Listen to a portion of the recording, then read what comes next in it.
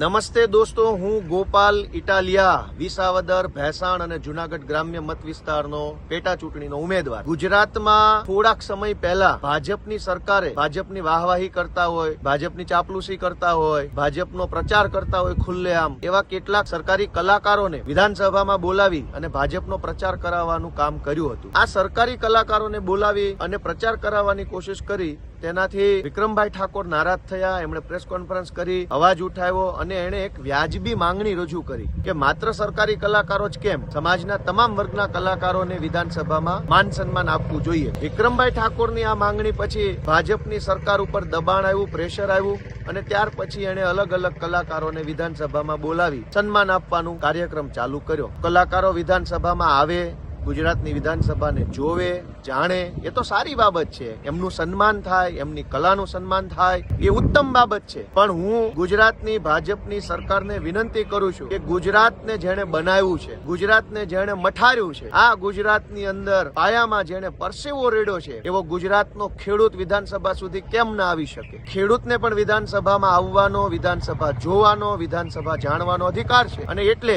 હું ગુજરાતની ભાજપની સરકારને વિનંતી કરું છું કે વિસાવદર ભેસાણ પંથકના જે કંઈ પણ પ્રગતિશીલ ખેડૂતો છે, જે કંઈ ખેડૂતો છે, એ તમામને ગુજરાતની વિધાનસભામાં આમંત્રણ આપવામાં આવે, એમનું માન સન્માન કરવામાં આવે, ધરતીપુત્રોને ગુજરાતની વિધાનસભામાં સન્માનિત કરવામાં આવે એવી માંગણી કરું છું. જો કલાકારો વિધાનસભામાં જઈ શકતા હોય, સરકારી કલાકારો વિધાનસભામાં જઈ શકતા હોય, તો ગુજરાતના પાયામાં પરસેવો રેડનાર ખેડૂત કેમ ન જઈ શકે? તો ખેડૂતને વિધાનસભામાં લઈ જઈ સન્માનિત કરવાનો કાર્યક્રમ ચાલુ કરવો જોઈએ અને ભાજપની સરકારે આ કાર્યક્રમની શરૂઆત વિસાવદર ભેસાણ પંથકના ખેડૂતોથી કરવી જોઈએ એવી હું માંગણી મૂકું છું. મને આશા છે કે ગુજરાતની ભાજપની સરકાર વિસાવદર ભેસાણ પંથકના ખેડૂતોને વિધાનસભા બોલાવી સન્માનિત કરશે અને ખેડૂતોને, ગુજરાતના પ્રતિનિધિને, કેમ કે ખેતી આધારિત આપણે ભારત દેશનો પ્રતિનિધિ ખેડૂત વિધાનસભામાં જો જશે, જોશે, જાણશે, તો એને પણ આ ગુજરાતની વિધાનસભા પોતીકી લાગશે.